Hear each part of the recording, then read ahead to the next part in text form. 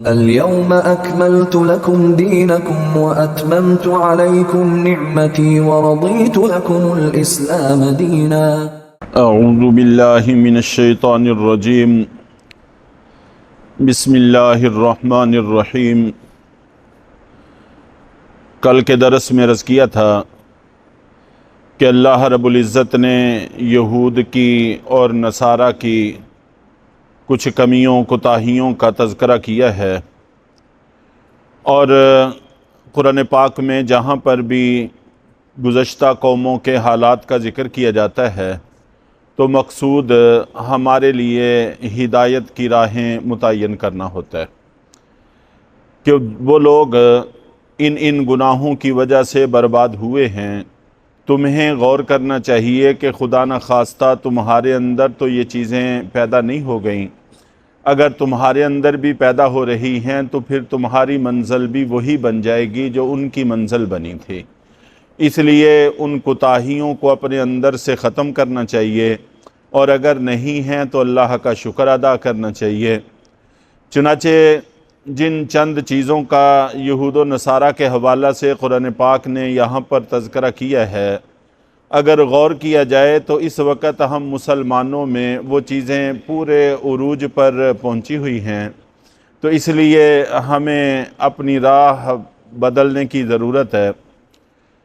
چنانچہ سب سے پہلے جس چیز کا تذکرہ یہاں پر کیا، فَبِمَا نَقْضِهِمْ مِيثَاقَهُمْ، کہ بنی اسرائیل وہ لوگ ہیں جنہوں نے عہد توڑے تھے، چاہے وہ اللہ سے عہد کیے ہوں، چاہے بندوں سے عہد کیے ہوں، آپس میں عہد کیے ہوں، تو عہد توڑ دیا کرتے تھے، عہدوں کو پورا نہیں کیا کرتے تھے، تو یہ تباہی کا راستہ ہے۔ چنانچہ اس وقت ہم اپنے اندر اگر جھانکتے ہیں، انفرادی سطح پر ہو، اجتماعی سطح پر ہو، ملکی سطح پر ہو، قومی سطح پر ہو، بین الاقوامی سطح پر ہو، تو مسلمانوں کا عہد شکنی گویا کہ شیوا بن کے رہ گیا ہے، ان کی پہچان بن کے رہ گیا ہے۔ مسلمان اس حوالے سے ہمارے پورے دنیا کے اندر معاشرے میں بدنام ہوتے چلے جا رہے ہیں، حالانکہ اللہ کے نبی صلی اللہ علیہ وسلم نے ان کو اس معیار پر کھڑے نہیں کیا تھا۔ اللہ کے نبی صلی اللہ علیہ وسلم عہدوں کو پورا کرنے والے تھے، اور آپ کے سارے صحابہ بھی عہدوں کو پورا کرنے والے تھے۔ تابعین، تبع تابعین، صدیوں تک امت مسلمہ ان چیزوں پر قائم رہی ہے، اور ہماری تاریخ ایسی چیزوں سے بھری پڑی ہے، ایسے واقعات سے بھری پڑی ہے کہ کبھی بھی مسلمانوں نے کسی کے ساتھ عہد شکنی نہیں کی، جبکہ غیر مسلم اقوام قدم قدم پر عہد شکنی کیا کرتے تھے۔ تو یہ عہدوں کو پورا کرنا کامیابی کی ضمانت ہے، جبکہ ہم نے عہدوں کو توڑنے میں اپنی کامیابی تصور کر لی ہے، تو یہ بالکل معاملہ برعکس ہو گیا ہے۔ اور اللہ کے نبی صلی اللہ علیہ وسلم نے اس کی نشاندہی بھی فرمائی تھی، فرمایا تھا کہ تم لوگ ضرور پہلی قوموں کے نقش قدم کی پیروی کرو گے، اور اس حد تک تم پیروی کرو گے، اس حد تک ان کی برابری کرو گے جیسا کہ ایک جوتا دوسرے جوتے کے بالکل برابر ہوتا ہے۔ آپ جانتے ہیں کہ جب بھی جوتوں کی جوڑی خریدی جاتی ہے، دونوں کا نمبر، دونوں کا سائز بالکل ایک ہوتا ہے۔ ایسا کبھی بھی نہیں ہوتا کہ ایک پاؤں میں تو جوتا پورا آ جائے اور دوسرا جوتا دوسرے پاؤں میں پورا نہ آئے، ایسا نہیں ہوا کرتا۔ تو جیسے یہ جوتے آپس میں بالکل محاذی اور برابری کرتے ہیں، اسی طرح تم لوگ پہلی قوموں کے نقش قدم پر چلو گے، یہاں تک کہ بالکل ان کے برابر ہو جاؤ گے، ذرہ بر کوئی فرق نہیں رہے گا۔ تو جو کام وہ کیا کرتے تھے وہی کام تم کیا کرو گے، پھر تباہیاں اور ہلاکتیں اور بربادیاں آئیں گی۔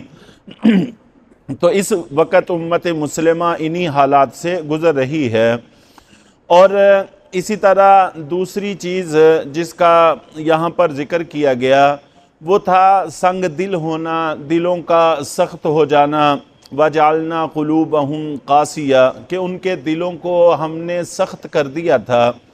تو اس وقت اگر ہم اپنے حالات کو دیکھیں تو امت مسلمہ کے دلوں سے احسان اور مروت اور ہمدردی نام کی چیزیں تقریباً ختم ہو گئی ہیں۔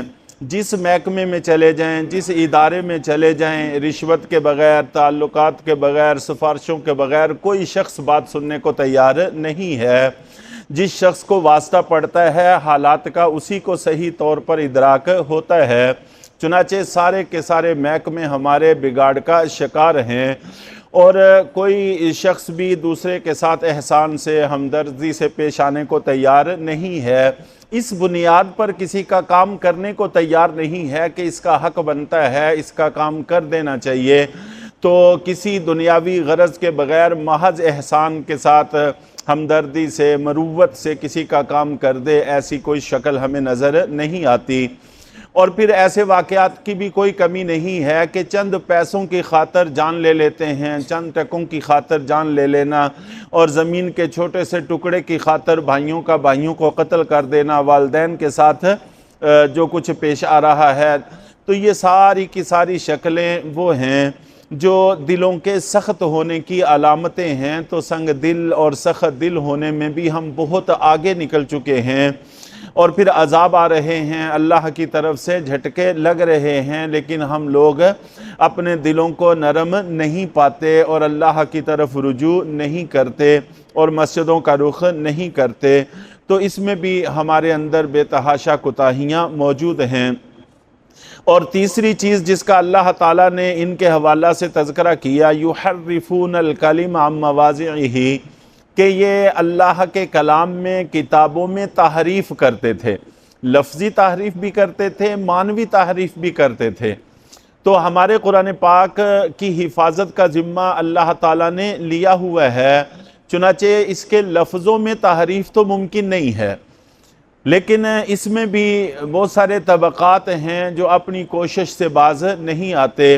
بارہا دفعہ میں نے درسوں میں بھی اور بیانات میں بھی اس بات کا ذکر کیا، ہماری گلیوں میں، محلوں میں جو قرآن پاک بکتے ہیں، ان میں سے کوئی قرآن پاک بھی ایسا نہیں ہے کہ جس کا کوئی صفحہ یا کوئی سطر غلطیوں سے پاک ہو، لیکن اس کے باوجود وہ بک بھی رہے ہیں۔ بچپن سے ہم دیکھتے چلے آ رہے ہیں اور خریدے بھی جا رہے ہیں، اور مسجدوں میں ان کے انبار لگے پڑے ہیں، اور لوگ ثواب سمجھ کر ان کو خرید کے رکھتے ہیں۔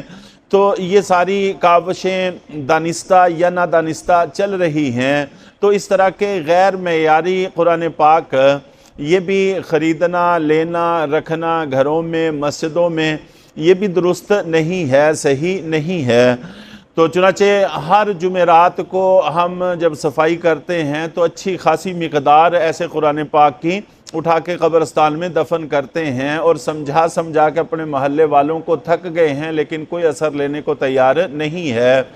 اور یہ بیچنے والوں نے ایسی ایسی کہانیاں یاد کر رکھی ہیں، یہ گلی محلوں میں خواتین کو وہ کہانیاں سناتے ہیں کہ تم یہ رکھو، یہ مسجد میں رکھو گے تو تمہارے معاملات درست ہو جائیں گے، تمہارا فلاں مسئلہ حل ہو جائے گا، تمہارا فلاں مسئلہ حل ہو جائے گا۔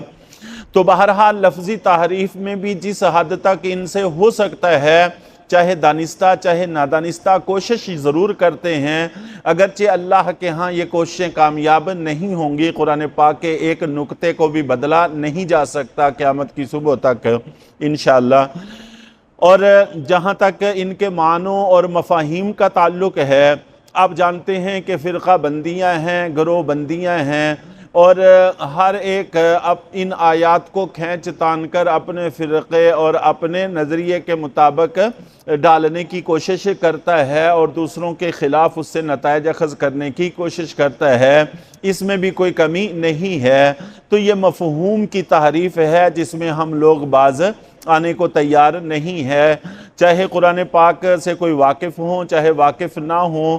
تو بہرحال تو اس حوالے سے کافی کوتاہیاں ہمارے اندر موجود ہیں۔ اور چوتھی چیز جس کا یہاں پر تذکرہ کیا اللہ تعالیٰ نے، کہ اللہ تعالیٰ نے ان کے اندر فرقہ بندیاں پیدا کر دی، فَأَغْرَيْنَا بَيْنَهُمُ الْعَدَاوَةَ وَالْبَغْضَاءَ إِلَى يَوْمِ الْقِيَامَةِ، کہ قیامت کے دن تک اللہ تعالیٰ نے ان میں عداوت اور بغض اور عناد پیدا کر دیا ہے۔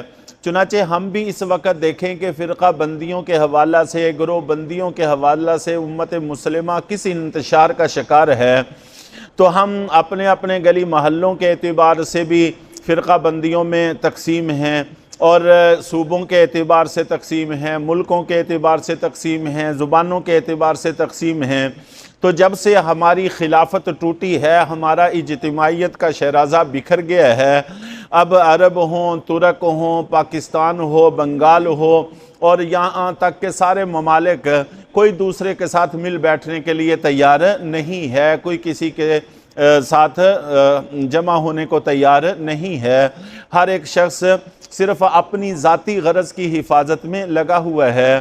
تو یہ بھی چیز ہمارے اندر اس وقت پورے طور پہ تسلط کر چکی ہے۔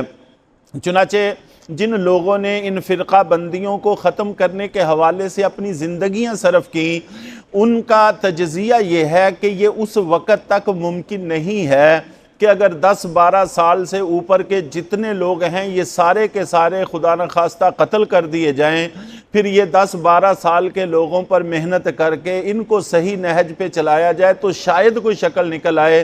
اگر کوئی آدمی یہ چاہے کہ بڑے لوگوں میں محنت کر کے کوئی فرقہ بندیوں کے سیلاب کو کم کیا جا سکے، یہ ممکن نہیں ہے۔ یہ ان کی پوری زندگیاں لگانے کا نتیجہ اور نچوڑ ہے۔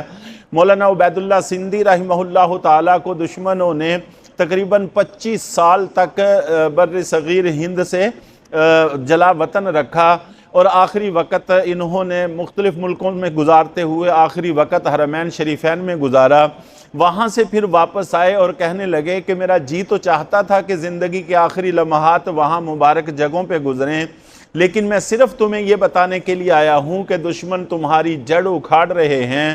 اگر تم نہ سنبھلے، اپنی فرقہ بندیوں کو ختم کر کے جمع نہ ہوئے تو تمہارا شیرازہ بکھر جائے گا، تمہاری ہوا اکھڑ جائے گی، تم غیروں کے محض دست نگر بن کے رہ جاؤ گے اور ان کے محتاج بن کے رہ جاؤ گے۔